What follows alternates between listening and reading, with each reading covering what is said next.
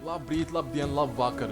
Jūs pašlaik klausāties Eastern Latvian Edgaru, un šis ir mans pirmais video Self-Development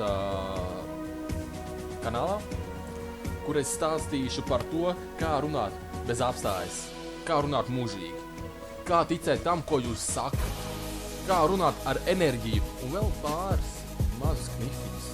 Tāpēc sākam. Pirmais. Viens no svarīgākajiem likumiem. Kad mēs ar kādu runājam, skatāmies tam cilvēkam virsū.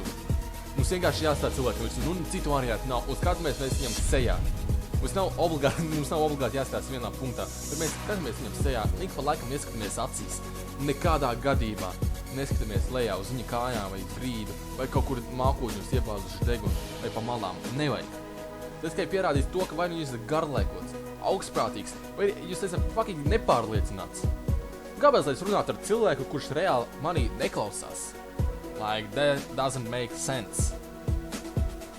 Viena no domām, kas jāpatur galvā, ir, kad mēs runājam, vienkārši atslābināties. Un runājot caur diafragmu. Tie, kas nezina, kas ir diafragma. Mēs dzīvojam 21. gadsimtā, un reti kurš meditē. Jo ko dara meditācijā? Meditācijā mēs attīstam elpošanu. Jo, kā mēs zinām, mēs ieelpojam diezgan sekli mūsdienās. Mēs neizmantojam savu plaušu apjomu pilnībā. Un, kad mēs neizmantojam pilnībā, mūsu balss, viņa ir mazliet augstāka. Un kā var runāt caur diafragmu? No sākuma mums vajag atslābināt plecus, reāli nolaist plecus līdz galam, ieelpot savu degunu. Un ieelpot tā, lai mēs tā kā tur, kur mums ir presīs pēdējie kubiki, mēs sajūtam, ka tur ir gaiss.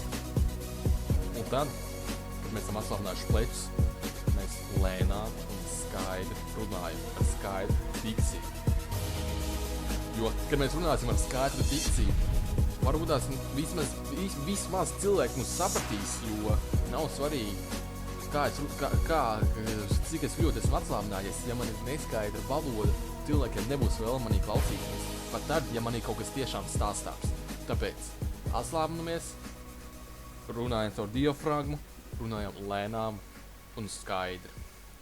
Un tālāk. Runājam bez filtriem. Lai mums vajadzēs runāt bez filtriem, mums vajadzēs atslēgties, mēs esam atslābinājuši plecus, mēs skatāmies cilvēkam virsū, mēs elpojam caur diafragmu, un tagad mēs runājam bez filtriem. Mēs runājam par visu, kas mums ienāk prātā. Un tagad mēs runājam bez filtriem. Cilvēki, mēs tiešām runājam bez filtriem. Jo, saprotiet, labākās domas, filmu scenāriji, joki nerodas piespiestā vidē. Tam jānāk dabiski ārā. Cita ceļa nav, jo runājot bez filtriem mums noteikti.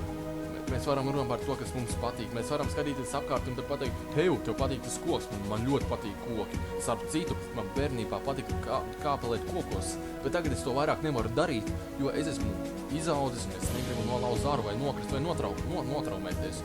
Jo saprot, man ir vairāk par 18 gadiem un man ir mākslas medicīna. Kaut kādā tādā veidā, jo jūs redzat, tā kā pat ruskai, es no koka aizgāju līdz medicīnu. Tas tāpat kā ar māksliniekiem, jo māksliniekiem patīk atrasties brīvā vidē, kur viņi jūt iedvesmu. Kad jūs jūtīsiet iedvesmu, jūs runāsiet bez filtriem. Jūs vajag ticēt tam, ko sakat. Neviens cits neticēs tam, ko jūs sakat, ja jūs pats tam neticēsiet. Pareizi, vai ne? Mums vajag dzīvot savā pasaulītē daļēji. Piemēram, Mārtiņš Luters juniors. Melnādainais, kurš 20. gadsimtā cīnījās par melnādaino tiesībām Amerikā. Vīrs, kurš teica, I have a dream. Tas pats. Vai Muhameds Ali, I am the champion. Konors Makgregors. Ļoti daudz piemēru, kur cilvēki, kad viņi pasaka, viņi tic tam, ko viņi saka. Un kad viņi tic tam, ko viņi saka, apkārtēji arī sāk ticēt. Tā ir enerģija, tas ir spēks. Tu gribi ieiet cilvēku pasaulītē, sajust viņu, apskaut viņu pasaulē. Tālāk, kad runājam, ieliekam enerģiju. Par ieliktu enerģiju. Es domāju, es varētu uztaisīt vēl vienu video, kur es sīkāk ieiešu par to, kā runāt par enerģiju, kur es stāstīšu par runas ātrumu, par tembru, par intonācijām, par zemu augstu, kad labāk lietot kuru un kādu. Tāpēc sekojiet man un gaida nākošo video. Visu labu!